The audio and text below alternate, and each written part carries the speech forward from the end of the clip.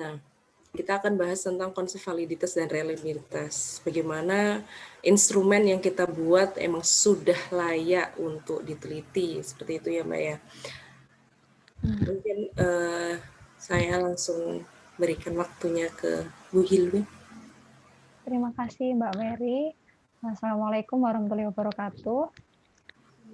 Assalamualaikum warahmatullahi wabarakatuh. Ya, alhamdulillah pada pagi hari ini kita masih diberikan kesempatan untuk belajar bareng lagi.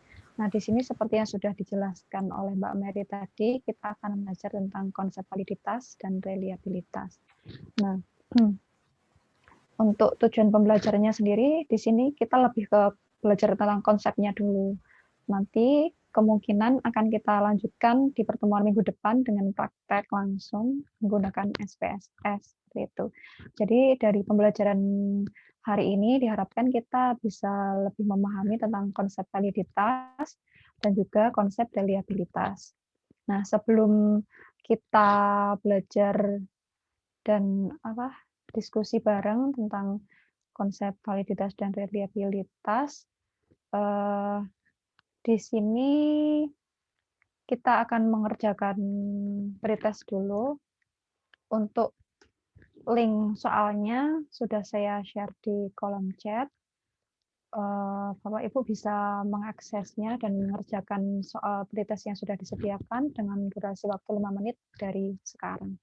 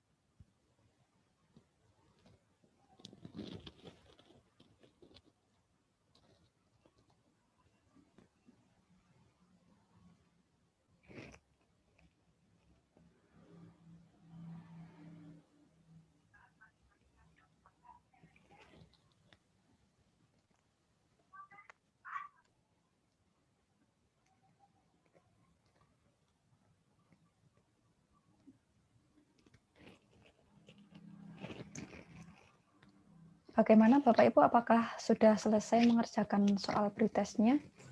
Sudah, Bu. Oh ya, terima kasih. Baik, selanjutnya akan kita lanjutkan dulu.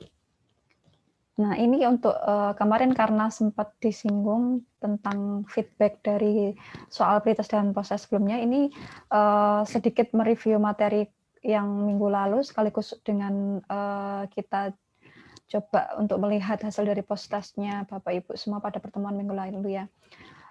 Dari 5 soal yang telah dikerjakan, hampir semuanya ini benar semua. Yang hanya ada kesalahan itu hanya ada di satu nomor soal, dan itu pun soal pretest. Dan itu hanya 1 orang, seperti itu. Untuk yang soal yang pertama ini, peneliti ingin melakukan penelitian yang bertujuan untuk mengetahui tingkat penalaran dan IQ mahasiswa S3 yang ada di Jawa Timur. Peneliti memilih mahasiswa S3 UB, UIN Malang, UMM, UM, dan Polinema sebagai calon responden yang akan diliti. Ini populasi targetnya di sini adalah mahasiswa S3 yang ada di Jawa Timur, dan semua dari 4 orang yang mengikuti soal pretest dan 5 post-test ini jawabannya benar semua, mahasiswa S3 yang ada di Jawa Timur. Terus selanjutnya yang soal yang kedua, melakukan penelitian yang bertujuan untuk mengetahui tingkat penalaran dan IQ mahasiswa S3 yang ada di Jawa Timur. Peneliti memilih mahasiswa S3 UB, UIN Malang, UMM, UM, dan Polinema sebagai calon responden yang akan diteliti. Populasi terjangkaunya di sini mahasiswa S3 UB, UIN Malang, UMM, UM, dan Polinema. Semua menjawab ini juga.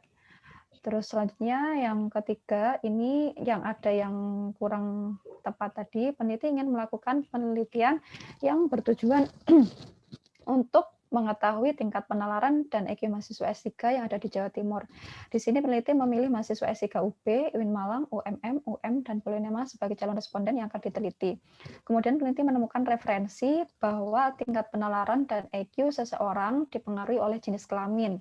Oleh karena itu, peneliti membedakan responden menjadi mahasiswa laki-laki dan mahasiswa perempuan. Dalam hal ini, peneliti mengambil sampel secara acak. Teknik sampling apa yang sebaiknya digunakan?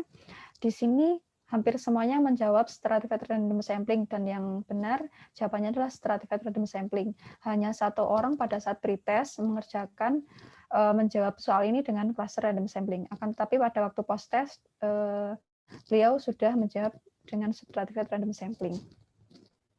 Untuk soal yang selanjutnya, peneliti ingin melakukan penelitian yang bertujuan untuk mengetahui tingkat penalaran dan IQ mahasiswa S3 yang ada di Jawa Timur. Di sini peneliti memilih mahasiswa S3 UB, UIN Malang, UMM, UM, dan Polinema sebagai calon responden yang akan diteliti.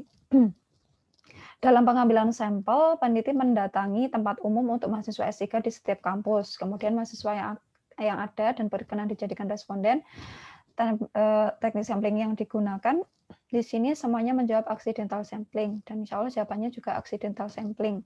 Terus yang terakhir, peneliti ingin melakukan penelitian yang bertujuan untuk mengetahui tingkat penalaran dan mahasiswa S3 yang ada di Jawa Timur. Peneliti memilih mahasiswa S3 UB, UIN Malang, UMM, UM, dan Polinema sebagai calon responden yang akan diteliti. Dalam pengambilan sampel, peneliti memilih mahasiswa S3 yang sudah publikasi karya ilmiah lebih dari 2 kali selama masa studi.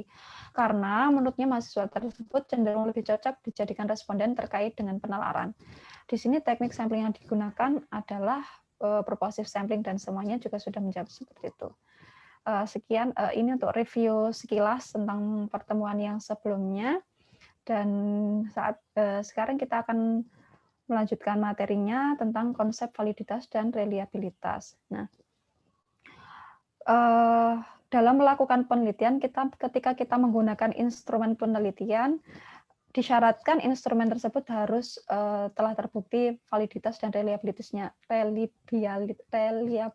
Jadi bersifat valid dan reliable. Nah, kalau misalkan kita berbicara tentang validitas, nanti kita akan ada 2 yang menjadi objek pembicaraannya, ada hasil penelitian dan instrumen penelitian. Jadi hasil penelitian yang valid itu yang seperti apa, instrumen penelitian yang valid itu juga seperti apa. Nah, selanjutnya untuk hasil penelitian, jadi kalau misalkan kita berbicara tentang validitas atau valid, itu adalah tentang akurat, tepat sasaran. Jadi kalau misalkan hasil penelitian ini dikatakan valid, itu ketika dari data yang terkumpul, data yang kita ambil menggunakan instrumen yang telah dibuat atau dirancang dalam melakukan penelitian ini data yang terkumpul ini sama, relatif sama dengan data dari objek yang kita teliti. Kalau misalkan populasi yang kita teliti atau objek yang kita teliti ini adalah tentang warna merah, nah data yang terkumpul, data yang kita ambil dari instrumen ini juga ternyata menghasilkan data berwarna merah, maka di sini dapat dikatakan bahwa hasil penelitian kita ini valid, seperti itu. Akan tetapi kalau misalkan data objek yang kita teliti atau populasi yang kita teliti ini adalah data berwarna kuning dan data yang kita kumpulkan menggunakan instrumen yang kita gunakan dalam melakukan penelitian ini adalah data berwarna merah. Nah, ini dapat dikatakan bahwa hasil penelitiannya ini adalah tidak valid, seperti itu. Jadi kalau misalkan kita berbicara tentang validitas di hasil penelitian, ini adalah tentang kesamaan antara data yang kita kumpulkan dengan data yang kita teliti, objek yang kita teliti, seperti itu. Nah, hasil penelitian yang valid ini didapatkan dari instrumen penelitian yang valid juga.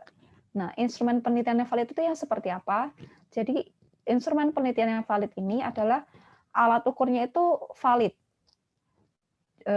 Alat ukurnya tersebut ini dapat digunakan untuk mengukur apa yang seharusnya diukur.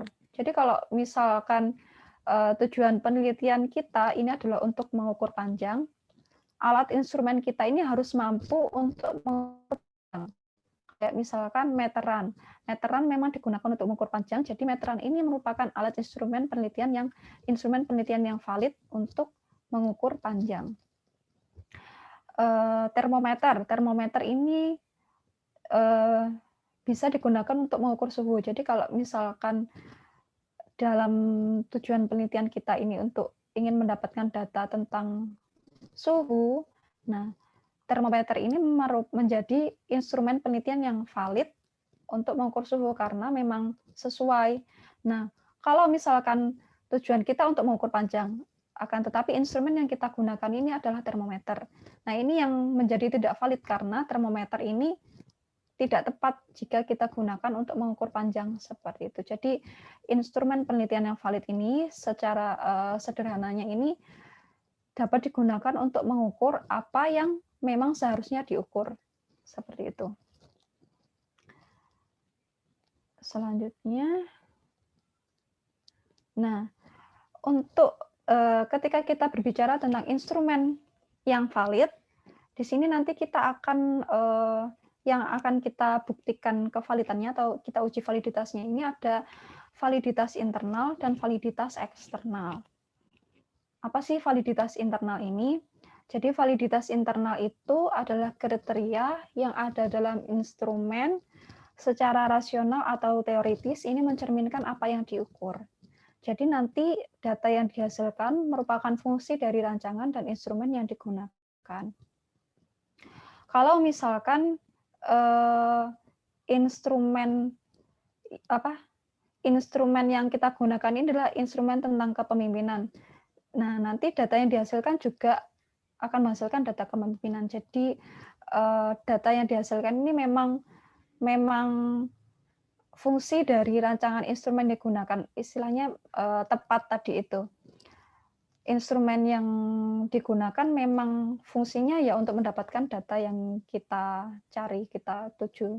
Kayak instrumen tentang kepemimpinan ya memang digunakan untuk mendapatkan data kepemimpinan. Instrumen tentang motivasi memang digunakan untuk mendapatkan data tentang motivasi. Nah, kalau misalkan secara garis umum, instrumen itu dibedakan menjadi dua, ada instrumen tes dan instrumen non-tes. Kalau misalkan instrumen tes itu kita biasanya mengenal yang digunakan untuk mengukur prestasi belajar biasanya. Jadi kayak jawabannya itu benar, salah kayak gitu. Ini kalau dari referensi yang saya dapatkan ini adalah tentang instrumen tes. Kalau instrumen non tes ini biasanya digunakan untuk mengukur kayak motivasi kayak gitu. Jadi yang jawabannya itu lebih ke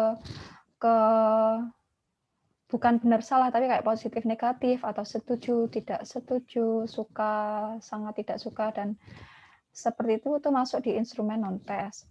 Nah, untuk ketika menguji validitas internal untuk instrumen yang tes ini yang lebih untuk mengetahui prestasi belajar yang jawabannya ini benar salah, ini kita perlu melakukan validitas konstruksi dan juga validitas isi.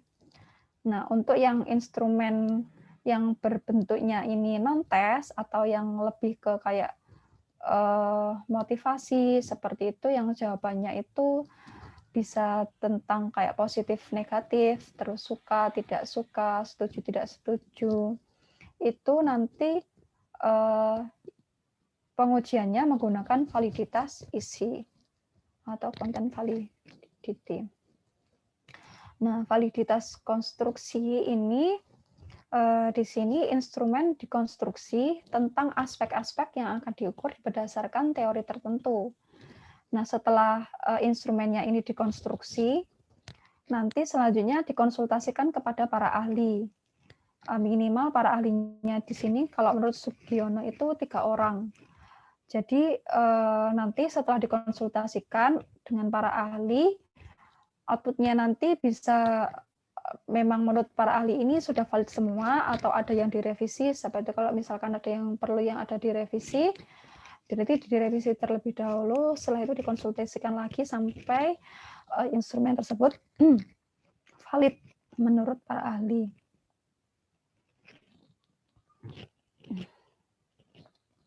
Nah, untuk yang validitas isi, ini untuk instrumen yang berbentuknya tes tadi, ini dibandingkan antara isi instrumen dengan materi yang telah diajarkan. Kalau misalkan instrumen yang berbentuk non-tes, di sini membandingkan antara isi instrumen dengan isi atau rancangan yang telah ditetapkan. Jadi untuk lebih mudahnya, di sini kita akan membutuhkan tentang kisi-kisi instrumen. Kita dapat dibantu dengan menggunakan kisi-kisi instrumen, jadi lebih gampang untuk mengeceknya. Kalau sudah ada kisi-kisinya kan lebih jelas, terus lebih kita bisa lebih sistematis apakah kisi-kisi dengan yang pertama ini sudah sesuai apakah belum, apakah instrumen item yang pertama ini sudah sesuai dengan kisi-kisi apakah belum, seperti itu. Jadi untuk mencocokkannya ini lebih mudah. Nah, untuk validitas eksternal, di sini tujuannya ini lebih apakah instrumennya ini nanti dapat digunakan untuk mengeneralisir ke sampel lain yang ada di populasi yang kita teliti. Jadi di sini untuk validitas eksternal ini membandingkan, tapi untuk membandingkannya itu untuk mencari kesamaannya antara kriteria yang ada pada instrumen dengan fakta-fakta empiris yang ada di lapangan.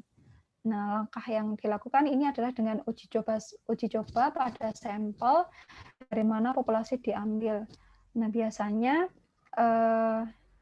kita perlu 30 sampel dari populasi yang kita ambil, dari populasi yang kita teliti. Jadi kita ambil 30 sampel dari populasi tersebut, kita coba menguji menggunakan instrumen kita. Kalau misalkan setelah diuji ini instrumen dengan validitas eksternal ini tinggi, berarti nanti hasil penelitiannya juga akan mempunyai validitas eksternal tinggi, yang artinya hasil penelitiannya ini dapat digeneralisasikan ke sampel lain pada populasi yang diteliti. Jadi instrumennya ini nanti sudah valid, jadi tepat sasaran dan nanti bisa digunakan untuk mengeneralisir ke sampel lain yang ada di populasi yang kita teliti. Nah, selanjutnya selain validitas, kita juga akan mengenal yang namanya reliabilitas. Nah, apa sih reliabilitas itu?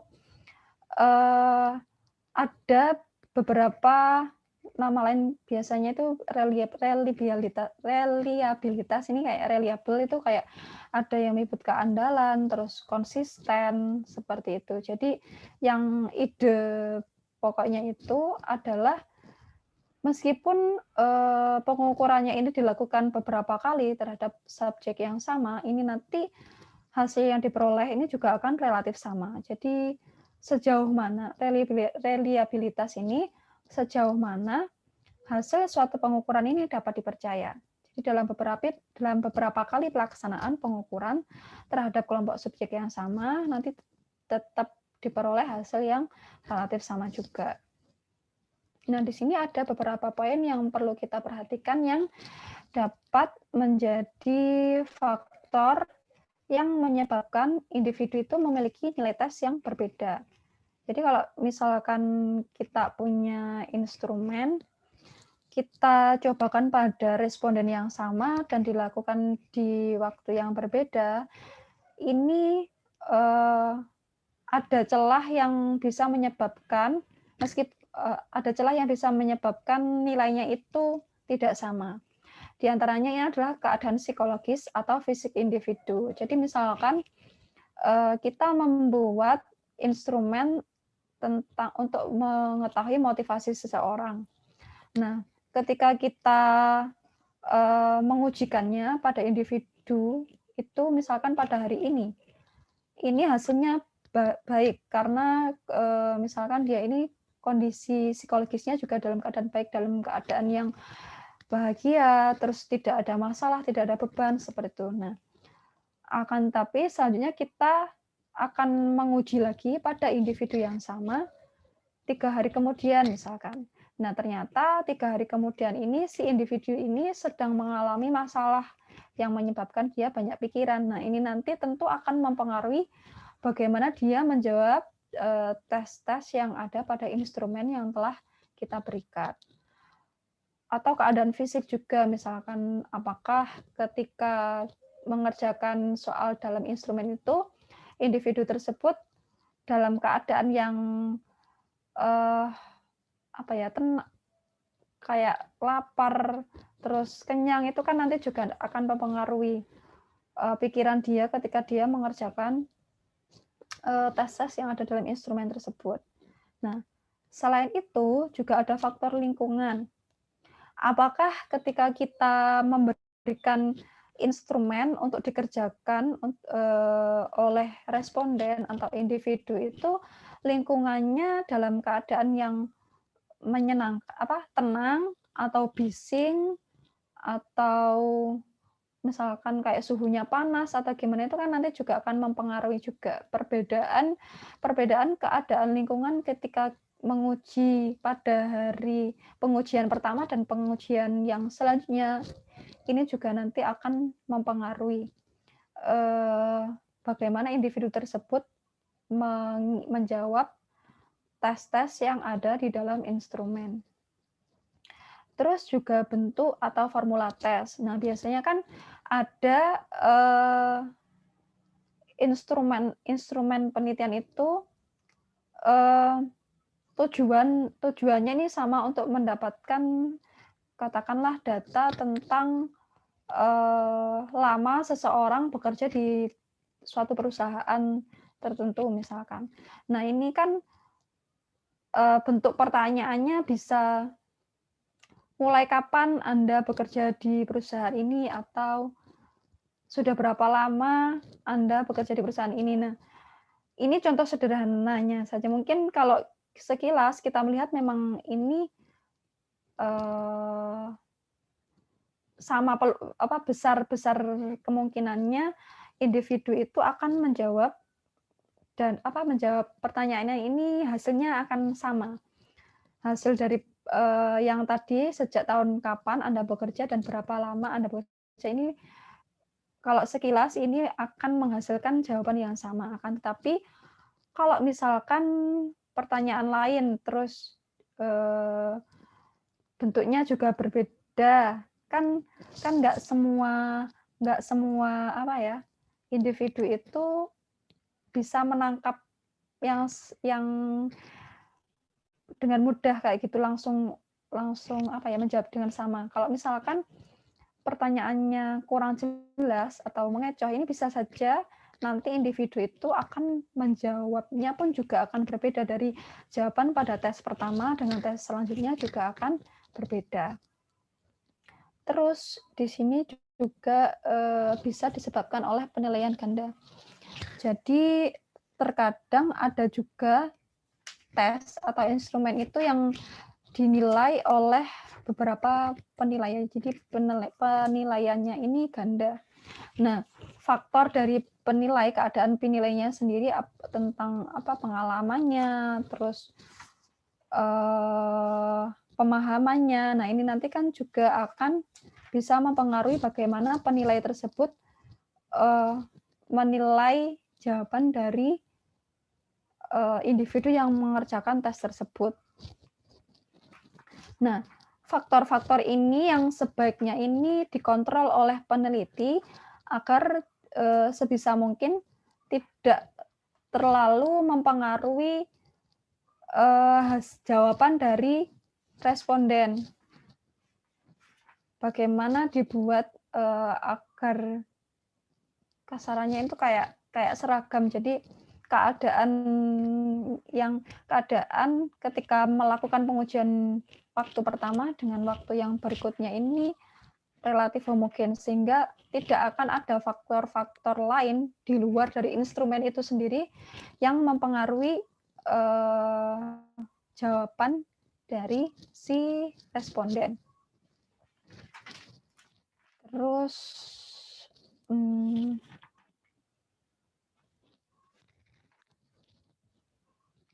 nah, di sini ada beberapa jenis reliabilitas. Ini ada tes retest, ekuivalen, gabungan, dan internal konsistensi. Tes retest ini instrumen dicoba beberapa kali pada responden. Nah, di sini instrumennya sama, respondennya sama, waktunya yang berbeda. Tujuannya nanti untuk mengetahui apakah instrumennya ini memang reliable. Jadi ketika digunakan di waktu yang berbeda pun nanti hasilnya akan tetap sama. Untuk prosedurnya, reliabilitasnya ini diukur dari koefisien korelasi antara percobaan pertama dengan yang berikutnya. Jika koefisien korelasinya ini positif dan signifikan, maka dapat dikatakan bahwa instrumennya ini bersifat reliable atau konsisten. Nah, selanjutnya di sini ada yang ekuivalen. Ekuivalen ini pertanyaan yang secara bahasa berbeda, tetapi maksudnya sama.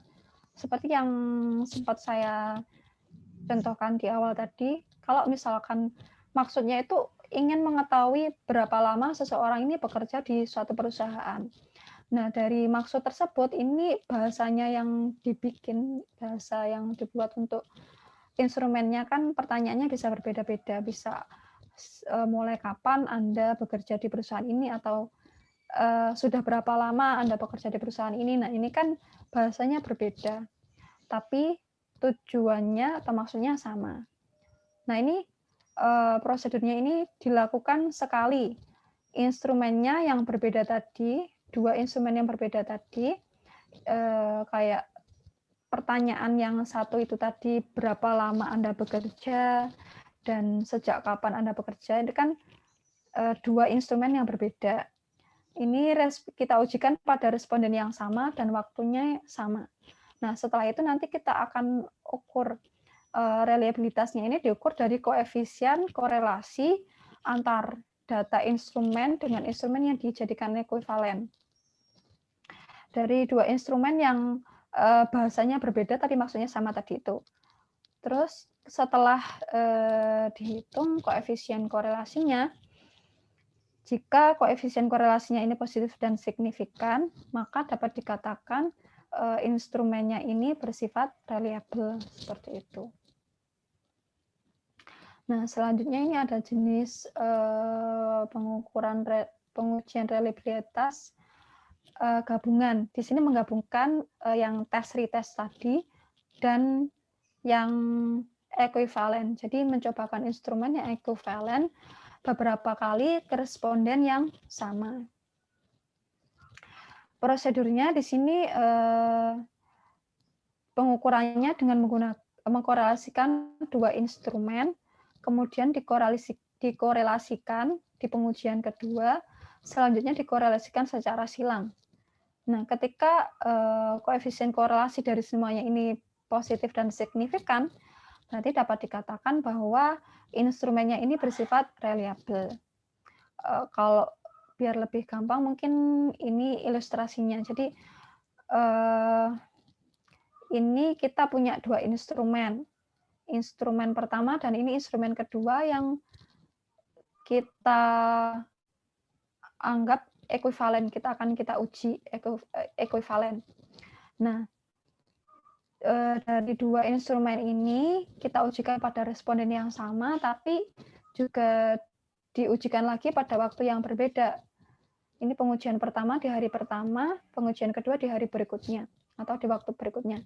Nah, di sini yang kita cari korelasinya ini, korelasi antara skor data instrumen pertama dengan skor data instrumen kedua pada pengujian pertama. Terus kita juga cari korelasi antara skor data instrumen pertama dengan skor data instrumen kedua pada pengujian hari kedua. Terus kita cari juga korelasi antara skor data instrumen pertama dengan skor data instrumen pertama pada pengujian pertama dan pengujian kedua. Terus ini juga skor dari instrumen kedua, pengujian pertama, dan pengujian kedua. Terus kita korelasikan silang juga untuk skor data instrumen pertama pada pengujian pertama dengan skor data instrumen kedua pada pengujian kedua. Terus skor instrumen kedua pengujian pertama dan skor pada instrumen pertama pada pengujian kedua. Jadi dicari masing-masing korelasinya. Nah, ketika semua korelasinya ini bernilai positif dan signifikan, maka dapat dikatakan bahwa instrumennya ini bersifat reliable seperti itu. Nah, selanjutnya di sini ada internal konsistensi. Kalau yang internal konsistensi ini dia lebih untuk mengetahui apakah untuk menunjukkan sejauh mana item-item yang ada pada tes ini mengukur hal yang sama. Ini untuk yang instrumen yang internal konsistensi, reliabilitas internal konsistensi. Ini prosedurnya instrumen dicobakan hanya satu kali, terus setelah itu dapat dianalisis menggunakan teknik Spearman-Brown, KR20, KR21, atau ANOVA Hoyt. Nah, ini untuk rumus-rumusnya, formulanya ketika menggunakan rumus Spearman-Brown. Di sini ada RI, ini sama dengan 2 kali RB dibagi 1 ditambah RB. RI ini di sini adalah reliabilitas internal seluruh instrumen. Ini didapatkan dari 2 dikali korelasi product moment dibagi 1 ditambah dengan korelasi product moment-nya antara belahan pertama dan belahan kedua. Jadi kalau misalkan kita punya data, kan tadi itu dicobakan ke sampel yang ada di populasi yang kita teliti. 30 misalkan. Nah, itu 30 kita bagi menjadi 2, 15, 15. Nah, ini dari data yang dibagi menjadi 2 tadi 15, 15 itu nanti dicari korelasinya, skornya dikorelasikan. Nah, ini korelasi product moment antara belahan pertama dan belahan kedua ini adalah RB-nya itu. Terus Untuk formula yang kedua, di sini ada rumus KR20 atau yang di sini formulanya ini, RI ini sama dengan K dibagi K-1 dikali ST pangkat 2 dikurangi sigma atau hasil penjumlahan dari perkalian PI dikali KI dibagi ST pangkat 2. Untuk RI sendiri di sini sama, itu reliabilitasnya tadi, terus K-nya itu jumlah item dalam instrumen, untuk ST-nya sendiri ini adalah variance total, PI-nya ini adalah proporsi banyaknya subjek yang menjawab pada item pertama, terus ini untuk KI-nya sendiri 1 dikurangi min PI. Oh, mohon maaf, ini untuk item PI. Terus ini KI-nya sendiri 1 min PI. Terus selanjutnya di sini ada internal konsistensi dengan menggunakan rumus yang KR21. Di sini rumusnya RI sama dengan K dibagi K-1 dikali 1 dikurangi M kali K-M ini dibagi dengan K dikali SC pangkat 2 untuk RI sama, yaitu reliabilitasnya. Terus K ini adalah jumlah item dalam instrumen, M-nya ini adalah rata-rata dari skor total, terus ST-nya ini adalah variance totalnya. Terus untuk yang terakhir di sini ada analisis, mohon maaf ini typo, analisis variance height atau ANOVA height. Ini formulanya RI sama dengan 1 dikurangi MKE dibagi MKS. Jadi RI ini tadi kan reliabilitasnya tadi, terus MKE ini adalah main kuadrat kesalahan, kalau MKS ini main kuadrat antar subjek. Rata-rata kuadrat antar subjeknya. Nah, contohnya, misalkan di sini kita ingin menguji instrumen gaya kepemimpinan manajer. Nah, sebelumnya ini kita setelah instrumennya ini dibuat atau dikonstruk menggunakan berdasarkan teori-teori yang ada, ini kita validasikan, kita konsultasikan ke para ahli. Jadi para ahli yang memvalidasi apakah ini sudah valid ataukah belum, apakah ada yang perlu direvisi ataukah tidak. Kalau misalkan ada yang perlu direvisi, nanti direvisi dulu, setelah itu dikonsultasikan lagi sampai sudah beres, sudah valid, baru kita cobakan ke responden. Ini tujuannya untuk yang validitas eksternal tadi, agar bisa digeneralisir. Nah, misalkan dari instrumen gaya kepemimpinan manajer ini, instrumennya terdiri atas 18 item, di mana setiap item ini disediakan 4 interval jawaban. Ini misalkan data yang didapatkan dari hasil uji coba instrumen gaya kepemimpinan dari 30 responden dan 18 item.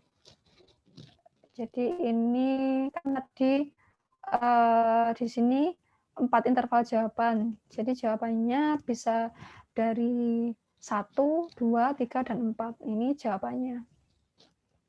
Ini jawabannya. Untuk item pertama, respon pertama jawab 4, 3, 4, dan seterusnya. Kita total skornya di sini untuk responden pertama dari 18 item mendapatkan skor totalnya ini 60. Responden kedua dari 18 item dia mendapatkan skor totalnya 55. Terus kita total seperti ini sampai responden ke 30. Nah, setelah didapatkan seperti ini, kita menguji validitas instrumennya menggunakan koefisien korelasi. Jadi dari 18 item ini korelasinya ini dengan skor totalnya. Nah, ini skor koefisien korelasinya. Nah, kalau dari Sugiono itu di situ keterangannya ketika koefisien korelasinya nilainya itu di atas 0,30, berarti dapat dikatakan bahwa item instrumennya itu bersifat valid. Nah, kebetulan dari contohnya ini dari 18 item, ini nilai koefisien korelasinya semuanya di atas 0,30. Jadi ini dapat dikatakan valid semua. Terus setelah kita uji validitasnya, validitas instrumen, selanjutnya kita menguji reliabilitasnya. Nah, di sini kita menggunakan rumus yang apa tadi? Yang belah dua, yang Spearman-Brown. Nah, di sini kita karena dibelah dua berarti dari 30 responden. Dari 30 responden itu kita bagi menjadi dua. Untuk lebih mudahnya, skor item ini adalah data untuk skor item yang ganjil. Jadi item nomor 1, 3, 5, 7, dan seterusnya sampai 17, kita total skornya. Mulai dari responden pertama sampai responden yang ke-30. Terus sama untuk yang item yang genap, 2, 4, 6, dan seterusnya sampai 18, kita juga total skornya. Nah, setelah ini kita menggunakan rumus Spearman-Brown tadi. Nah, ini dicari korelasi antar skor total kelompok ganjil dan kelompok genap. Korelasinya menggunakan rumus korelasi product moment. Jadi misalkan yang X ini adalah kelompok ganjil, Y-nya ini adalah kelompok genap. Nah, ini N ini banyaknya apa? Untuk yang kelompok ganjil, terus banyaknya respondennya, terus ini kelompok ganjil dan genapnya. Terus kita masukkan di sini, dapat dari data yang ada tadi didapatkan nilainya 0,68. Nah, dari nilai koefisien korelasi produk momennya ini kita masukkan di formula atau rumus yang Spearman-Brown ini. Nah, ini didapatkan nilainya 0,809. Kalau dari sini dapat dikatakan bahwa untuk instrumennya tadi itu bersifat reliable juga. Jadi karena yang tadi valid, ini reliable, bahwa instrumennya ini valid dan reliable. Untuk secara untuk lebih jelasnya tentang penghitungannya, terus bagaimana kita praktek menggunakan SPSS-nya, barangkali bisa kita coba di pertemuan selanjutnya. Jadi nanti Bapak Ibu bisa menyiapkan software SPSS untuk kita belajar bareng praktek menghitungnya di pertemuan selanjutnya. Kalau sekarang kita lebih coba diskusi tentang konsepnya terlebih dahulu, seperti itu. Mungkin untuk materinya sementara cukup sekian. Untuk selanjutnya nanti kita bisa diskusikan lebih lanjut, seperti itu mungkin, Mbak Mary. Terima kasih. Terima kasih Bu Hilwin penjelasannya untuk konsep reliabilitas dan validitas. Sangat jelas ya. Saya berikan waktu untuk teman-teman, untuk Bapak Ibu, mungkin ada pertanyaan atas penjelasan dari Bu Hilwin yang kurang jelas ataupun menemukan studi kasus ataupun apa yang itu berkaitan dengan konsep-konsep validitas dan reliabilitas yang ingin didiskusikan, bisa disampaikan atau bisa diketik di kolom chat, nanti bisa saya bacakan, atau bisa langsung speakernya di unmute dan bertanya.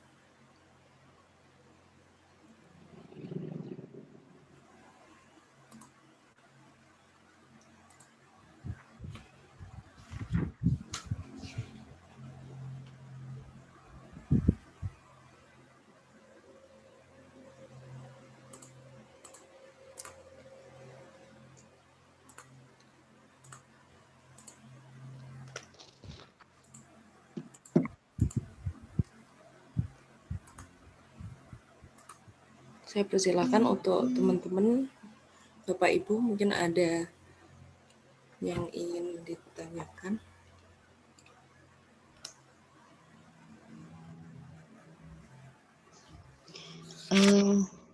Maaf, ini saya mau konfirmasi. Ya Bu, silakan. Maaf, saya baru ikut karena ada gangguan tadi, sehingga baru bisa masuk. Ini kalau tidak salah, setiap kali kita menggunakan kuesioner yang baru dibuat, itu harus dilakukan uji reliabilitas sama Validitas. iya. Nah, itu kalau misalnya ini yang saya baca harus dites dulu. Kalau misalnya reliable baru kalau misalnya signifikan baru reliable gitu ya. Nah, kalau misalnya tidak signifikan, terus apakah perlu dilakukan lagi sampai berapa kali gitu, atau sampai benar-benar signifikan gitu? Kalau misalnya nggak signifikan, diapakan? Apakah dirubah kalimat kuesionernya atau bagaimana? Nggih, matur nuwun. Ya, terima kasih Bu Pusmita. Bisa langsung dijawab Bu Hilwin? Iya, terima kasih Mbak Mary. Tadi kalau coba saya ulangi pertanyaannya, takut saya salah paham. Kalau misalkan kita membuat instrumen, ini kan perlu kita uji dulu validitas dan reliabilitasnya. Nah, kalau misalkan tadi kalau diuji tidak signifikan ya Bu, tadi Mbak Mary ya. Iya betul. Tidak signifikan, bagaimana, apakah perlu diganti ya, sampai berapa kali seperti itu ya kalau tidak salah pertanyaannya. Jadi kalau misalkan kan tahapannya instrumen itu harus valid dan reliable. Jadi harus diuji validitas dan reliabilitasnya. Untuk yang validitasnya, setelah kita membuat instrumennya, mengkonstruk kayak item-item pertanyaannya, kita bisa konsultasikannya kepada para ahli terlebih dahulu. Nah, kalau misalkan dari para ahli ini sekiranya minta untuk direvisi, kita perlu untuk merevisinya terlebih dahulu. Akan tetapi kalau misalkan sekiranya sudah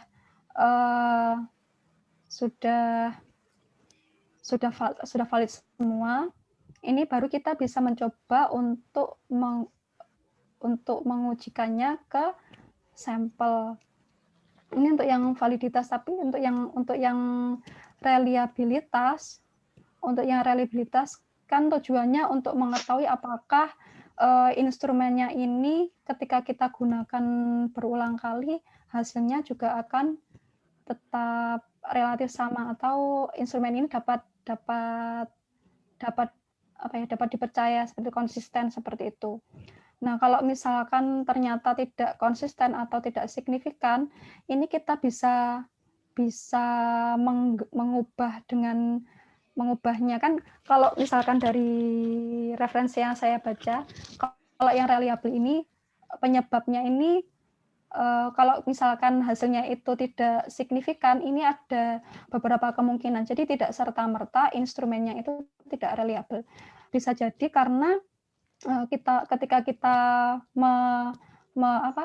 diuji cobakan ke respondennya atau individunya itu, keadaan psikologis mereka atau keadaan fisiknya mereka itu juga sedang tidak stabil seperti itu, atau bisa juga karena dari bahasanya kita yang kurang jelas ketika dalam menuliskan di instrumen tersebut. Mana ya tadi? Nah, jadi untuk evaluasinya, bagaimana kita bisa memastikan terlebih dahulu keadaan psikologis dan fisik dari individu tersebut istilahnya stabil, sama kayak gitu. Terus juga faktor lingkungannya dan bentuk atau formula tesnya.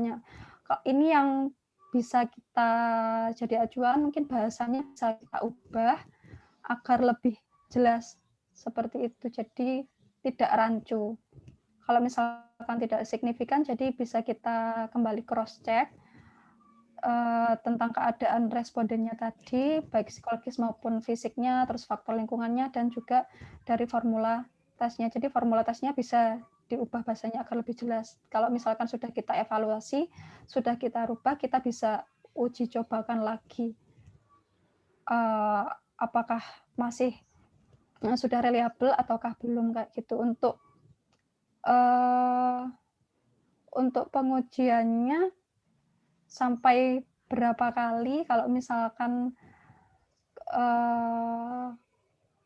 kalau di item itu item instrumen itu kan ada yang ya Bu, mohon maaf mungkin nanti kalau misalkan saya ada yang salah paham atau kurang jelas juga bisa di ini ya Bu ya. Jadi kalau yang biasanya dalam instrumennya itu kan ada beberapa pertanyaan yang tujuannya itu untuk mendapatkan data yang sama, hanya bahasanya saja yang berbeda. Nah, kalau misalkan kita pertimbangannya nanti ini bisa direvisi atau bisa juga yang tidak reliable ini tadi bisa kita buang, kita hilangkan. Pertimbangannya terkait bisa sih sebenarnya idealnya itu memang kita ganti sampai ini reliable, tapi dipertimbangkan juga tentang waktu penelitian kita juga, terus tentang sama biayanya juga kan bisa kita pertimbangkan. Nah, kalau misalkan seandainya item yang tidak reliable tadi itu kita hilangkan dan itu tidak istilahnya tidak mempengaruhi, tidak terlalu mempengaruhi instrumen yang lain, data yang ingin kita gali, meskipun item yang tadi itu kita hilangkan tetap bisa digali, itu kalau sejauh ini sepemahaman saya tidak masalah. Jadi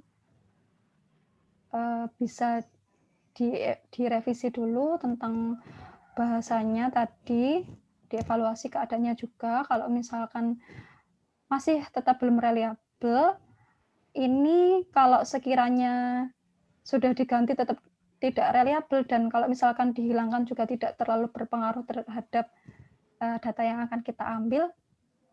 Kalau menurut saya, sepemahaman saya sementara ini tidak apa-apa dihilangkan.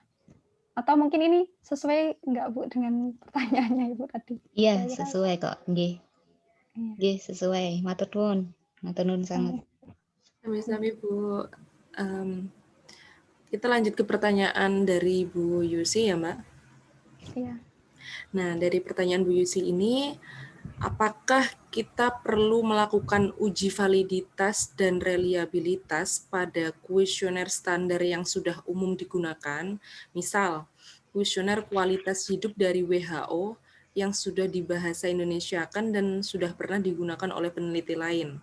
Nah, ini apakah perlu kita uji lagi validitas dan reliabilitasnya? Dan ya itu dulu aja dong. Dijawab. Oh iya. Kalau misalkan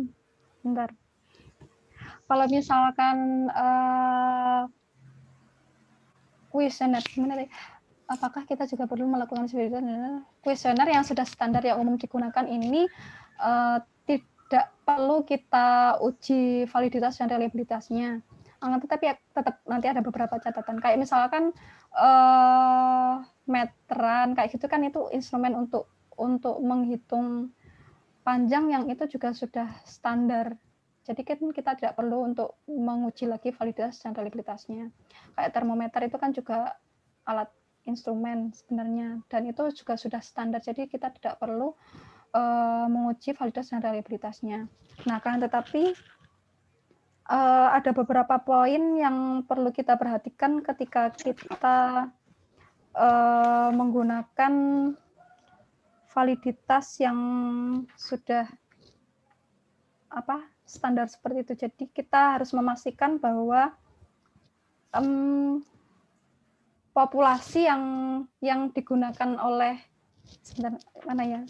Saya takut salah ngomong, coba saya cek dulu. Harus tetap dipastikan apakah tujuannya itu tujuan dari instrumen yang standar itu dengan yang akan kita gunakan ini tujuannya memang sama ataukah tidak. Terus juga kayak keadaan populasinya juga targetnya itu apakah sama ataukah tidak, itu kita perlu untuk ini memastikan. Sebentar ya, coba saya ini mana ya, sebentar. Nah, harus dipastikan bahwa validitas yang instrumen yang tadi itu ini memang tepat untuk kita bawa ke penelitian kita. Jadi mulai dari kayak tujuannya, terus keadaan objeknya apakah juga sama ataukah tidak, ini kita perlu untuk memastikan. Karena kalau dari referensi yang juga saya dapatkan itu sebenarnya untuk menguji validasi, kalau kita melakukan uji validitas sendiri itu kan biayanya juga tidak murah, karena kita perlu untuk, kalau misalkan dari awal kita perlu untuk konsultasi ke para ahli juga. Nah, ke ahli ini juga sudah berapa yang kita keluarkan biayanya. Terus untuk diujikan ke responden juga kita mengeluarkan biaya lagi. Jadi terkadang ada beberapa pertimbangan biaya dan juga waktu seperti ini yang tidak memungkinkan kita untuk melakukan uji validitas dan reliabilitas itu sendiri. Nah, ini kita bisa menggunakan instrumen yang sudah ada, yang sudah standar, yang sudah diuji validitas dan reliabilitasnya.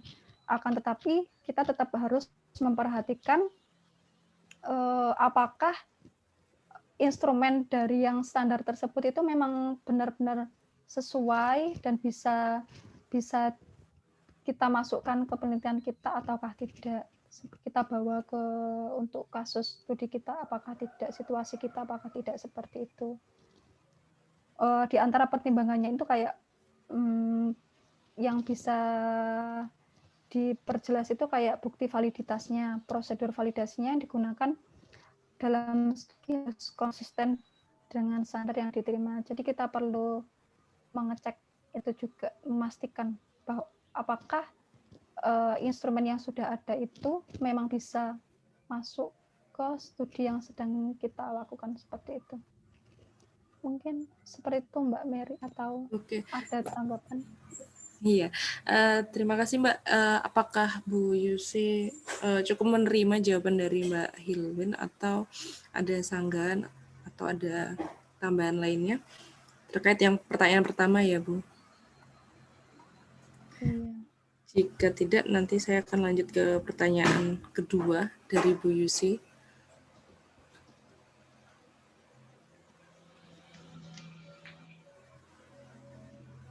Berarti sejauh ini saya ngerangkumnya tidak perlu diuji ya Mbak, atas beberapa pertimbangan itu tidak perlu diuji reliabilitasnya dan validitasnya, namun juga perlu dicek apakah instrumen yang sudah dipersiapkan tadi itu sesuai dengan penelitian yang akan kita uji, ya Mbak ya. Iya, asalkan instrumennya tadi itu sudah teruji validitas, sudah standar, sudah diuji dulu validitas dan reliabilitas. Maksudnya sudah standar, sudah jadi kayak ini yang dicontohkan tadi itu kayak kuesioner kualitas hidup dari WHO. Ini kan mereka membuat instrumennya ini juga sudah diuji validitas dan reliabilitasnya juga. Jadi memang sudah standar. Nah, ini kita tidak perlu untuk menguji validitas dan reliabilitasnya lagi. Kalau dari referensi yang saya dapatkan. Tapi mungkin nanti dari teman-teman atau ini ada referensi lain yang mengatakan yang berbeda, bisa kita sharing bareng di sini. Oke, ya, terima kasih. Standarnya ini standar WHO atau sudah distandarkan di Indonesia ya? Maksud saya ini maksud mungkin nanti bisa diluruskan ya kalau misalkan kalau maksud saya itu kuesioner standar itu yang jadi ada tim yang sudah bikin kuesioner. Nah, kuesionernya itu sudah diuji validitas dan reliabilitasnya. Nah,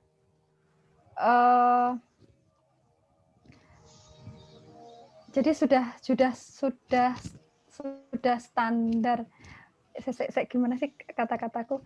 Kan ada instrumen. Iya. instrumen yang sudah diuji validitas dan reliabilitasnya sama mereka. Nah, nah terus apa namanya? Kita tidak perlu mengujinya itu karena mereka sudah menguji validitasnya ini. Oh, mohon maaf saya salah baca. Jadi yang tidak perlu diuji itu validasinya. Validasinya itu kalau untuk yang instrumen yang sudah standar ini tidak perlu diuji lagi validitasnya karena memang sudah divalidasi ahli dan itu sudah standar.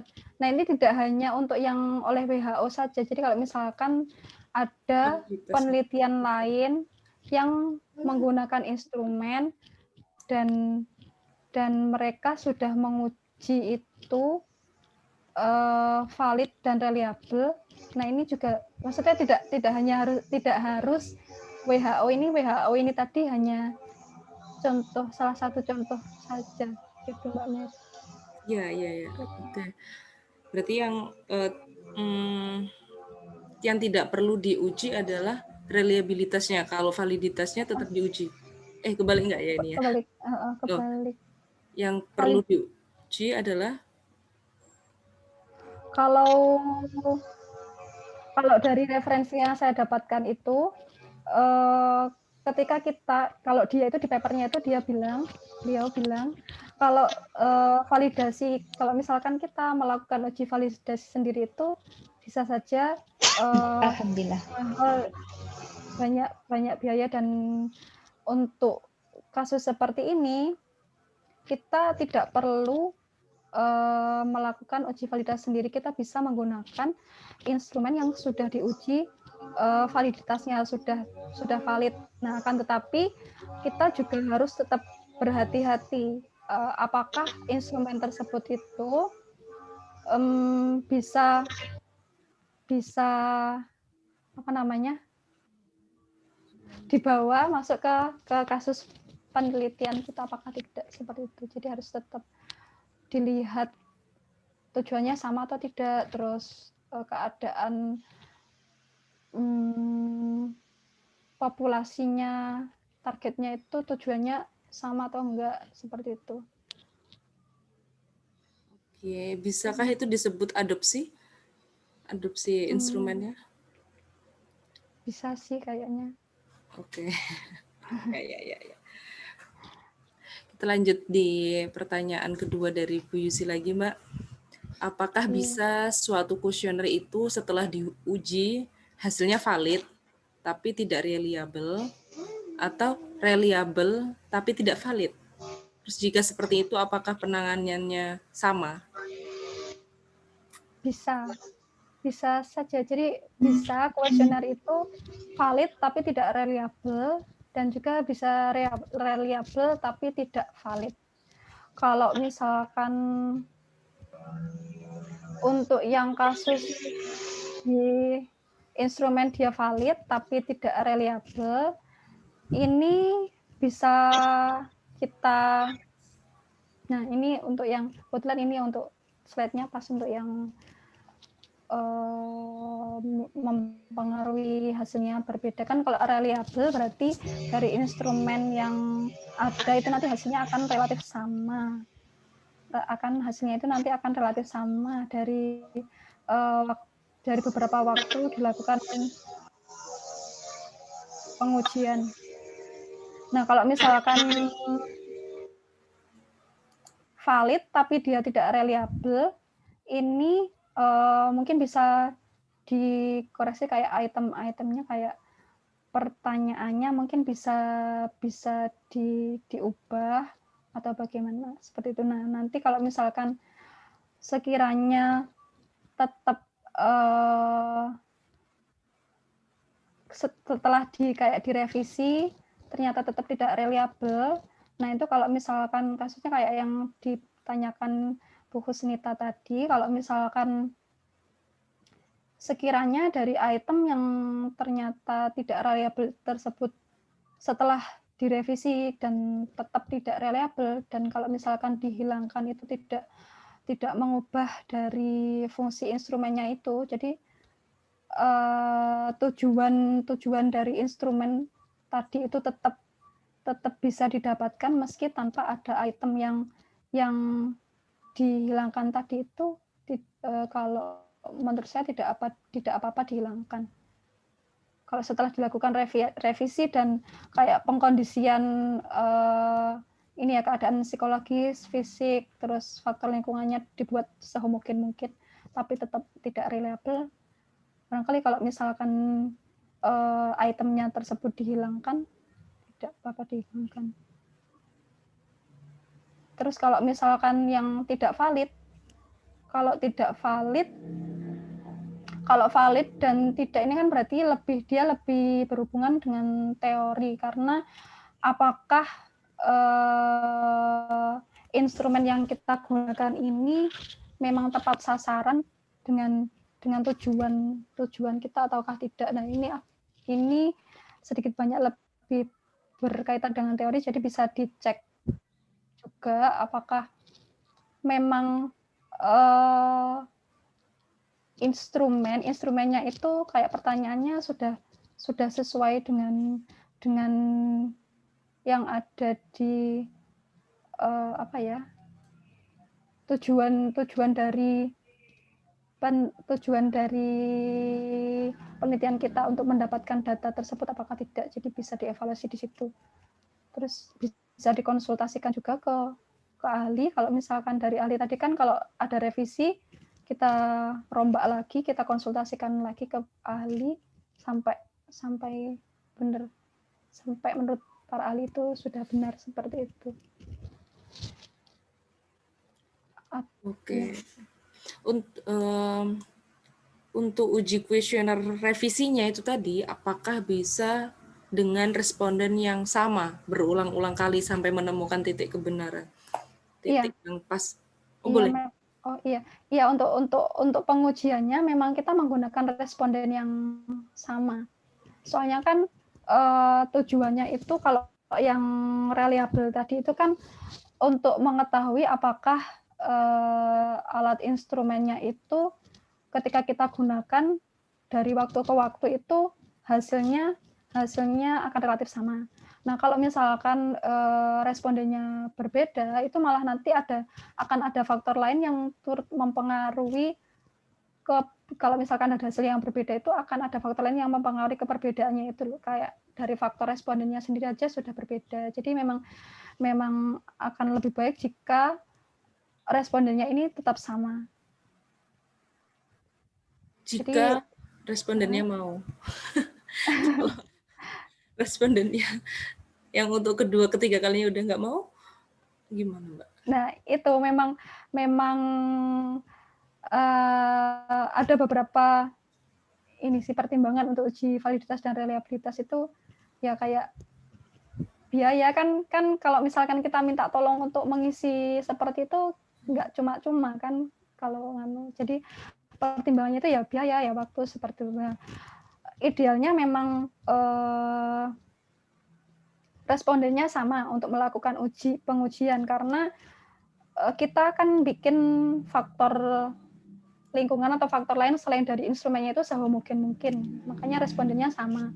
Nah, kalau misalkan sudah berulang kali kok tetap tidak reliable misalnya seperti itu, nah mungkin memang dari instrumennya tadi itu yang tidak reliable. Atau kalau misalkan sekiranya sudah ada item lain atau pertanyaan lain yang mewakili dari pertanyaan yang tidak reliable tadi itu untuk dihilangkan, kayaknya tidak apa-apa dihilangkan. Jadi di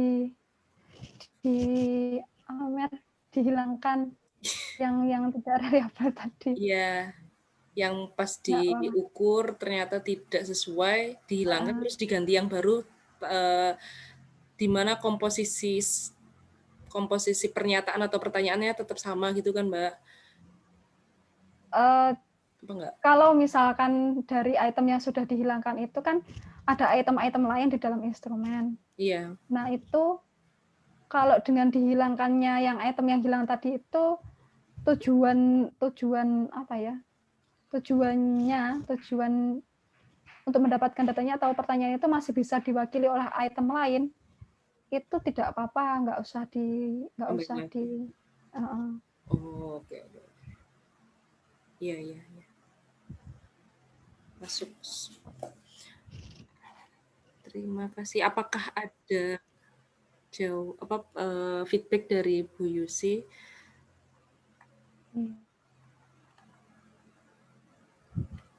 Jika tidak ada, saya lanjut ke pertanyaan dari Kartika, Bu Kartika Palmasari ya. Untuk definisi reliable adalah halo ya. Kedengaran nggak suara saya? Kedengaran. Iya. Untuk tadi definisi reliable adalah ketika suatu instrumen digunakan berulang kali menghasilkan hasil yang sama. Untuk definisi valid sendiri bagaimana ya? Untuk definisi yang, terima kasih atas pertanyaannya. Ya. Jadi untuk definisi yang valid, kalau kita bicara validitas, valid sendiri ini sebenarnya secara sederhana ini tepat sasaran atau akurat. Nah, kalau validitas nanti di sini kita akan ada dua, hasil penelitian dan instrumen penelitian. Nah, kalau hasil penelitiannya yang valid, hasil penelitian yang valid ini berarti data yang kita kumpulkan menggunakan instrumen itu ini sama dengan data yang di populasi yang memang kita teliti. Jadi sama. Kalau instrumen penelitian yang valid, ini instrumennya ini memang akurat, bisa mengambil data sesuai dapat digunakan untuk mengukur apa yang memang seharusnya diukur. Nah, kalau hasil penelitian yang valid ini akibat dari instrumen penelitian yang valid ini. Jadi yang pertama yang lebih ditekankan ini adalah instrumennya dulu, instrumen penelitiannya harus valid. Jadi instrumennya ini memang dapat digunakan untuk mengukur apa yang seharusnya diukur. Kalau sederhananya tujuan kita ingin mengukur panjang. Nah, instrumennya ya memang yang seharusnya bisa digunakan untuk mengukur panjang, kayak meteran bisa digunakan untuk mengukur panjang. Terus untuk yang mengukur suhu, termometer memang bisa digunakan untuk mengukur suhu. Jadi tepat sasaran. Instrumennya bisa digunakan untuk mengukur apa yang seharusnya diukur. Nah, kalau instrumen penelitiannya ini sudah valid, nanti akibatnya ke hasil penelitiannya tadi itu yang valid. Jadi data yang didapatkan dari instrumen penelitian yang valid ini nanti akan sama dengan data yang ada di populasi atau objek yang kita teliti. Seperti itu. Atau ini contoh-contoh yang sederhana. Kalau misalkan kita ingin mengukur tingkat motivasi. Jadi instrumen yang kita buat ya memang seharusnya bisa digunakan untuk mengukur tingkat motivasi tersebut. Nah, seperti itu. Oleh karenanya kalau di validitas ini dia lebih cenderung nanti akan ada validitas isi, validitas konstruksi, dan validitas eksternal. Jadi lebih ada kaitannya dengan teorinya. Jadi kita banyak berdasarkan teori, kalau misal dari teori, berdasarkan teori yang ada, ketika kita ingin mengetahui tingkat motivasi seseorang, itu apa saja sih yang perlu kita ukur. Jadi faktor-faktor apa saja sih yang perlu kita ukur, seperti itu. Jadi tepat sasaran, dapat mengukur apa yang memang seharusnya diukur. Iya. Seperti itu. Iya, terima kasih Bu Hilwin. Sama-sama Mbak Mir. Untuk teman-teman Bapak Ibu lainnya yang ingin dan masih ada pertanyaan atau rasa ingin tahu lainnya bisa langsung bertanya, unmute speakernya atau bisa tulis di kolom chat. Karena kita masih ada waktu sekitar setengah jam lagi ya sebelum di akhir acara kita akan mengerjakan post-test dari materi konsep validitas dan reliabilitas. Sembari menunggu pertanyaan dari teman-teman peserta Sinau Bareng Statistika, saya ingin urun pertanyaan juga, Bu Hilwin. Oh iya, Ini terkait validitas instrumen penelitian itu kan ada validitas internal, ada eksternal. Nah, di mana validitas internal itu ada dua tadi, instrumen tes sama non-tes. Nah, apakah ketika kita melakukan penelitian, kita membuat instrumen, itu instrumen tes dan non-tes itu di step-step itu dilakukan semua atau itu sebuah pilihan? Oh ya, terima kasih atas pertanyaannya. Jadi untuk yang validitas internal, instrumen tes dan instrumen non-tes ini salah satu. Jadi kita itu instrumennya yang akan kita buat ini yang dalam bentuk tes atau yang dalam bentuk non-tes.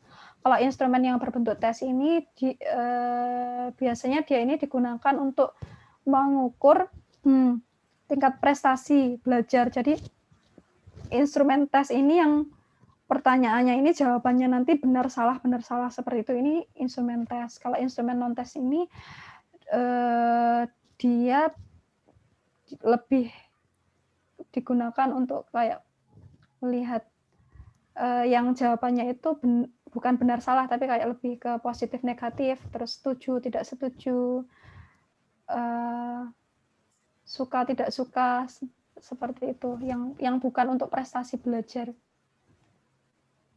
Jadi ini pilih salah satu Mbak Mary, tergantung kita tujuannya itu mau ke yang apa, instrumen kita mau yang berbentuk tes atau yang berbentuk non tes. Seperti itu. Berarti ini lebih ditekankan pada jenis jawabannya ya, Mbak? Iya, dari tujuan terus ke jawaban. Tujuannya kalau misalkan untuk mengetahui prestasi belajar itu nanti biasanya instrumennya ini bentuknya jawabannya benar salah. Nah, kalau misalkan yang kayak motivasi seperti itu bisa masuk yang instrumen non tes ini. Karena biasanya jawabannya setuju, sangat setuju, sangat tidak setuju, biasa saja kayak gitu kan? Iya. Lalu untuk validitas konstruksi dan validitas isi di instrumen tes itu dikerjakan semua ya. Yang pertama kan konstruksi kita ngeceknya kepada para ahli seperti pada dosen seperti itu. Kemudian validitas isi itu kita langsung ke responden uji coba. Ya. Kalau responden uji coba itu nanti validitas eksternal. Kalau validitas isi ini membandingkan antara isi instrumen dengan materi yang telah diajarkan ini kalau yang instrumen yang berbentuk tes. Jadi sesuai dengan kisi-kisi apakah tidak, lebih ke itu isinya, isi dari instrumen ini sudah sesuai dengan seluruh kisi-kisi, apakah belum. Ya, berarti validitas internal itu masih di kisaran masih di handle oleh peneliti sendiri dan diskusi dengan para ahli, masih di situ, belum keluar dari maksudnya belum keluar atau instrumen itu belum dibawa ke responden. Iya, masih belum cobakan ke responden. Oke, baik, terima kasih. Ini ada pertanyaan selanjutnya dari Bu Kartika Palmasari. Di sini untuk validitas sendiri, apakah tidak dilakukan tes dulu pada sampel sebelum dibagikan pada responden? Iya. Terima kasih atas pertanyaannya. Ya, iya dicoba dulu. Kita tahapan di validitas eksternal ini masih dalam rangka uji coba, belum belum disebarkan ke responden. Jadi di uji cobanya ini pada sampel dari mana populasi diambil. Kita coba dulu, kalau misalkan ini sudah valid, baru kita sebarkan ke responden yang benar-benar menjadi responden penelitian kita. Seperti itu. Pengujian uji coba sendiri apakah ada sampai beberapa kali, ada batasankah uji cobanya, atau memang sampai berkali-kali sampai benar-benar valid seperti itu? Kalau saya belum menemukan kalau ada pembatasan beberapa kalinya untuk uji coba ini.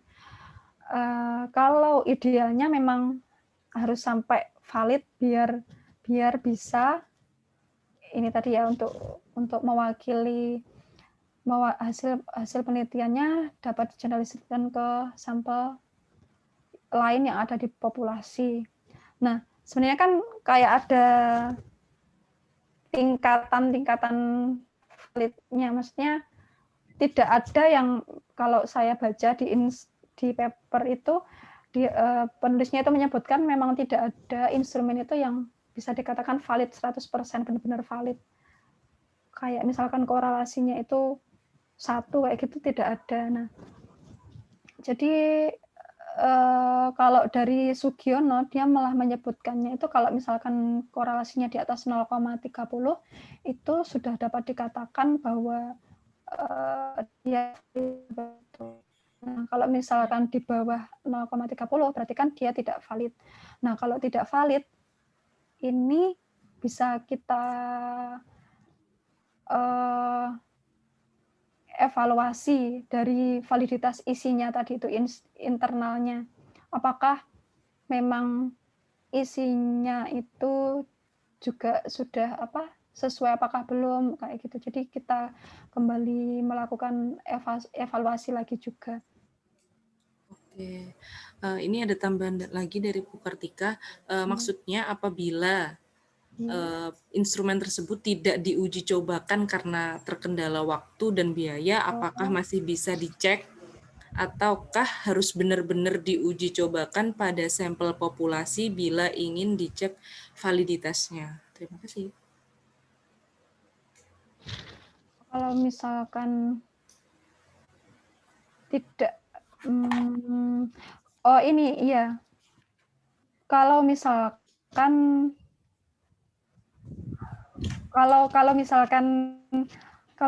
instrumennya ini sudah pernah diuji. Kalau misalkan iya, jadi ada beberapa jawaban. Kalau misalkan instrumennya tadi itu sudah pernah kayak standar tadi itu, kayak yang punyanya WHO tadi itu, kita tidak perlu menguji validitasnya, akan tetapi kita harus tetap mempertimbangkan apakah instrumen tersebut ini bisa kita bawa ke penelitian kita sesuai dengan penelitian kita, studi kita, keadaan lingkungan studi kita ataukah tidak. Nah, kalau misalkan sesuai, berarti nggak apa-apa, tidak perlu diuji. Nah, tapi kalau misalkan tidak sesuai atau bahkan itu instrumennya ini kita buat sendiri, baru kita buat, belum pernah dicoba sebelumnya. Nah, ini idealnya kita menguji dulu. Nah, kalau misalkan tidak diuji dulu, kalau ini bejo-bejan sih nantinya. jadi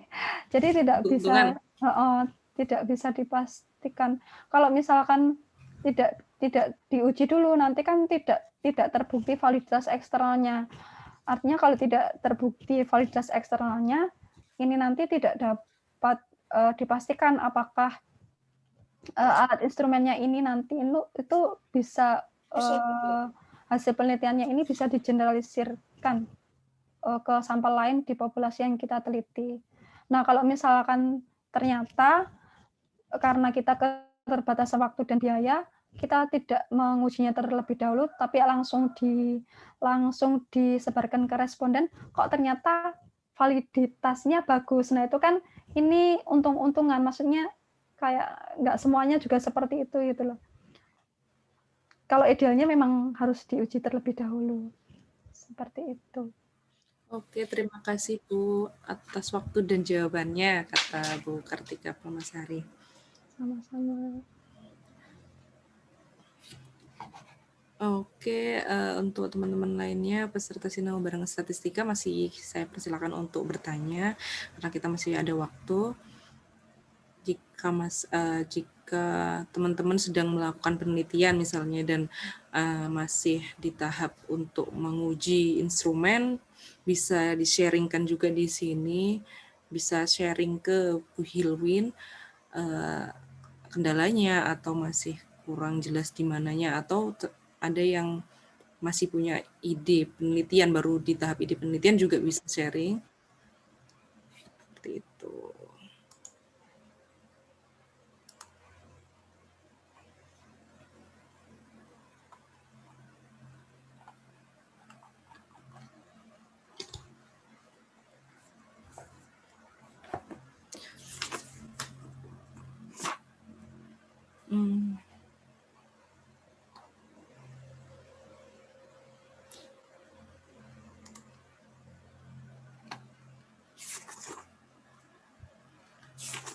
Mungkin teman-teman ada pertanyaan, kalau nggak unmute bisa chat aja di kolom, nanti saya bacakan.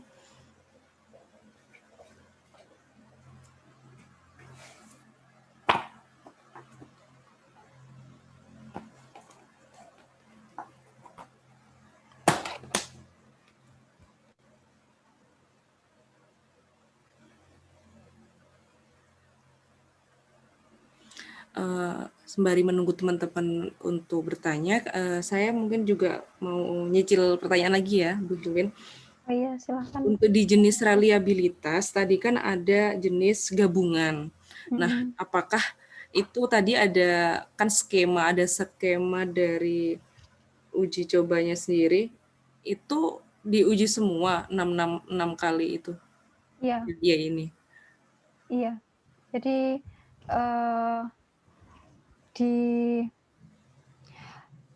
dicari korelasinya semua, korelasi antara skor data instrumen pertama dengan skor data instrumen keduanya. Terus pada pengujian pertama, ini pada pengujian kedua juga skor data instrumen pertama dengan skor data instrumen kedua juga diuji.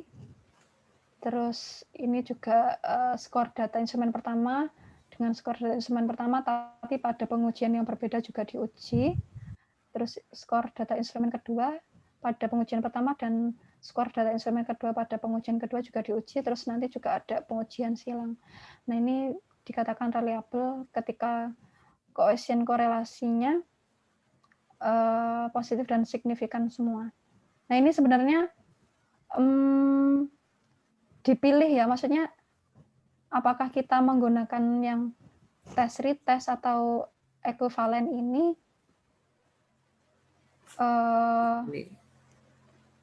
kalau misalkan yang tes retest ini lebih kayak dia ingin ingin mengetahui apakah instrumennya ini ketika digunakan untuk beberapa waktu pengujian itu masih tetap menghasilkan hasil ukur yang sama ataukah tidak, hasil pengukurannya masih tetap sama ataukah tidak. Nah kalau misalkan kayak yang ekuivalen ini dia lebih kayak ingin mengetahui ketika instrumennya itu ketika diubah ke bahasa yang lain, misalkan kayak tujuannya sama kayak tadi kalau yang saya contohkan itu ingin mengetahui lama seorang bekerja di perusahaan. Nah ini bahasanya ketika dibikin berbeda, kalau kayak misalkan yang pertama itu sejak kapan kamu mulai bekerja di perusahaan X misalkan, atau pada tahun berapa kamu mulai bekerja di tahun X. Nah, ini kan sebenarnya bahasanya berbeda, tapi tujuannya sama. Nah, yang ekuivalen ini untuk menguji yang seperti ini. Kan terkadang meskipun tujuannya sama, terus kita bikin bahasanya berbeda, ini kayak terkadang ada celah kayak yang bahasanya itu yang rancu atau yang susah dipahami seperti itu. Jadi kita perlu untuk menguji. Nah, kalau yang gabungan ini, jadi dia lebih ini banget. Maksudnya diujinya udah ya diuji tentang dari perubahan waktu, apakah dia tetap reliable, terus ketika menggunakan bahasa yang ekuivalen, apakah juga tetap reliable. Jadi ini lebih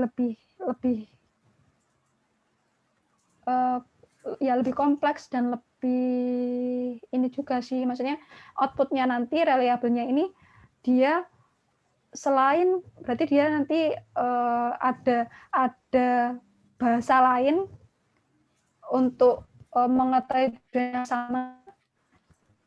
Nah, ini bahasa tersebut juga reliable dan ketika digunakan untuk beberapa waktu pun juga tetap reliable. Jadi lebih ini hasilnya lebih apa ya istilahnya?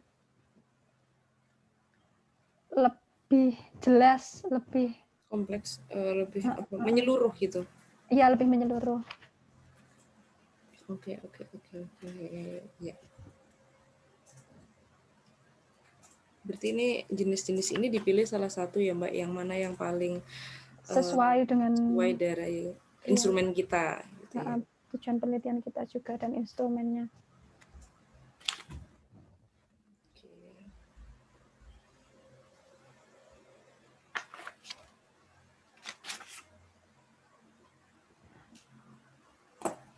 Oke, ini ada pertanyaan lagi tambahan dari Mbak Hani.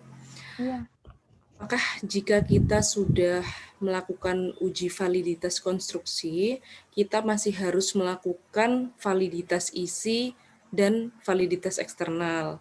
Idealnya melakukan 3 uji validitas tersebut. Karena pengalaman saat skripsi, jika kita sudah melakukan uji validitas konstruksi, kita tidak perlu melakukan uji validitas eksternal. Terima kasih atas pertanyaannya Mbak Hani. Kalau dari referensi yang saya baca, kalau yang validitas ini dari Sugiono, beliau mengatakan bahwa instrumen itu dikatakan valid jika validitas internal maupun eksternalnya ini sudah teruji. Jadi barangkali kalau misalkan validitas eksternal tidak diuji, itu nanti konsekuensinya tidak bisa digunakan untuk mengeneralisirkan instrumennya ini tidak bisa digunakan untuk mengukur sampel lain yang ada di populasi tersebut. Seperti itu. Karena kenapa kok perlu dilakukan semua? Karena masing-masing uji validitas ini dari validitas konstruk, validitas isi, dan validitas eksternal ini masing-masing mempunyai peran sendiri-sendiri, bukan yang bisa dipilih salah satu. Jadi kayak validitas isi berarti apakah instrumennya itu isinya memang sudah sesuai dengan kisi-kisi yang akan kita ukur seperti itu. Terus kalau konstruknya apakah memang sudah sesuai juga seperti itu. Kalau yang eksternal ini dia lebih ke fungsinya itu untuk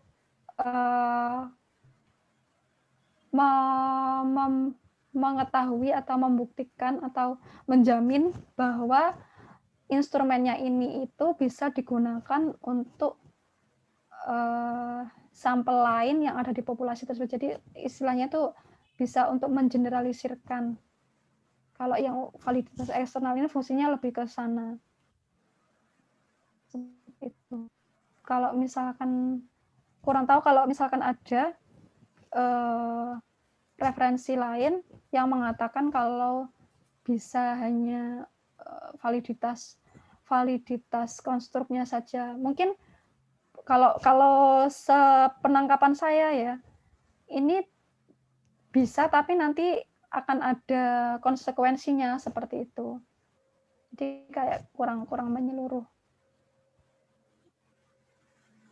Kalau nangkap bayangan saya ya, soalnya masing-masing validitas tadi kan validitas konstruk, validitas isi, dan validitas eksternal itu masing-masing punya peran sendiri fungsinya kayak gitu. Jadi kalau misalkan salah satu tidak terpenuhi, ya nanti akan ada konsekuensi yang tujuan dari salah satunya itu tidak terpenuhi. Seperti itu. Kalau sementara menurut sepemahaman saya dan yang saya dapatkan seperti itu. Mungkin yang lain kalau misalkan ada referensi lain yang sekiranya berbeda bisa sharing. Baik Bu, terima kasih atas jawabannya, feedback dari Mbak Hani. Mungkin ada teman-teman lainnya yang masih ingin bertanya terkait validitas, reliabilitas, instrumen, dan jenis-jenisnya. Dan apalagi tadi ada faktor juga yang menyebabkan individu itu menyebabkan validitas atau instrumen yang kita cari itu tidak valid atau tidak reliable. Ada banyak hal bisa ditanyakan, mumpung masih ada waktu juga, masih ada 1/4 jam sebelum kita nanti di akhir akan mengerjakan post test.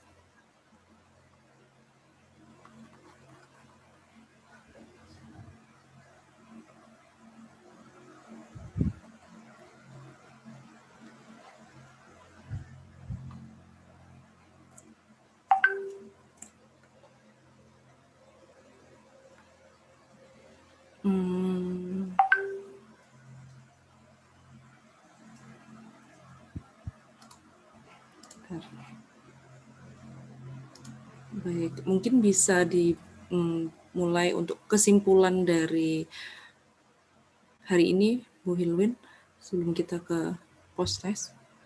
Ya, terima kasih. Jadi sebenarnya kayak sebelum kita mengambil data, kita harus memastikan bahwa alat yang kita gunakan untuk mengambil data ini valid dan dapat diandalkan. Validnya ini teruji validitasnya, jadi bisa digunakan untuk ya tepat sasaran. Instrumen yang kita gunakan ini bisa kita gunakan untuk mengukur sesuatu yang memang seharusnya diukur, seperti itu. Terus juga kita perlu memastikan bahwa instrumen yang akan kita gunakan untuk mengambil data ini juga reliable, jadi dapat diandalkan. Artinya alat instrumen ini meskipun kita gunakan berulang kali, nanti hasilnya itu juga tetap relatif sama, jadi relatif konsisten seperti itu. Nah, ini adalah salah satu cara untuk agar hasil penelitian yang kita dapatkan itu juga lebih valid seperti itu. Nah, mungkin untuk pertemuan hari ini kita bahas lebih ke konsepnya. Untuk yang pertemuan minggu depan, kita akan bisa belajar bareng-bareng praktek menggunakan SPSS. Jadi nanti untuk Bapak Ibu bisa dipersiapkan untuk software SPSS-nya. Jadi nanti pertemuan depan kita bisa praktek belajar bareng. Seperti itu. Oke, siap. Terima kasih Bu Hilwin. Jadi pesan dari Bu Hilwin untuk minggu depan, Sabtu depan, kita download SPSS, aplikasi SPSS masing-masing ya di komputernya masing-masing. Nanti kita akan mulai untuk langkah teknisnya untuk menerapkan bagaimana reliabilitas dan validitas tersebut. Berarti nanti data disiapkan Bu ya? Iya. Nanti data sudah disiapkan. Ya. Oke. Ini bisa kita mulai share link post testnya ya? Oh iya. Masih sama kan ya Bu linknya? Ya, oh ini udah dibagi. Iya, untuk semua peserta bisa lihat di kolom chat sudah dibagi link untuk mengerjakan post testnya.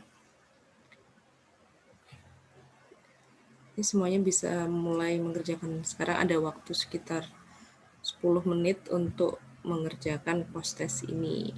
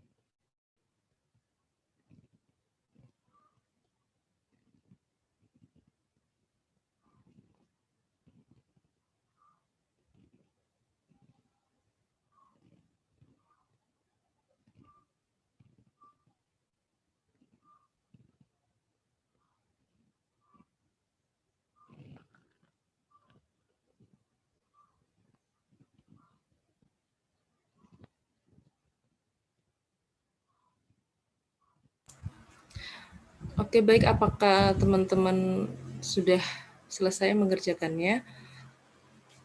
Sembari menunggu masih teman-teman lainnya masih mengerjakan, kita tutup acara hari ini. Terima kasih Bu Hilwin atas materinya, sangat membantu teman-teman yang sedang melakukan penelitian ataupun masih di tahap idenya. Saya ulangi lagi, setiap Sabtu kita melaksanakan sinau bareng statistika dengan materi-materi. Kita mulai dari dasar, mulai dari awal banget. Jadi ini masih di pertemuan ke-6. Teman-teman, saya harapkan konsisten mengikuti ini karena kita belajarnya dari yang sangat sederhana, mulai seperti hari ini, mulai dari konsep. Di minggu depannya kita akan lebih ke teknisnya ataupun ke kasus-kasusnya. Teman-teman bisa membawa ataupun membagi pengalamannya terkait pengambilan data ataupun pengujian validitas reliabilitasnya dipersiapkan untuk minggu depan.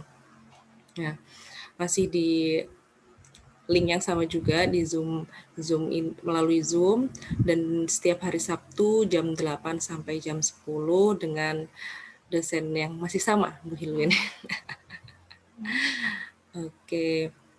Terima kasih teman-teman atas antusiasnya. Saya harap tetap terjaga, diasah lagi rasa ingin tahunya, kita persiapkan untuk minggu depan. Terima kasih, selamat pagi. Assalamualaikum warahmatullahi wabarakatuh. Waalaikumsalam warahmatullahi wabarakatuh. Terima kasih. Terima kasih.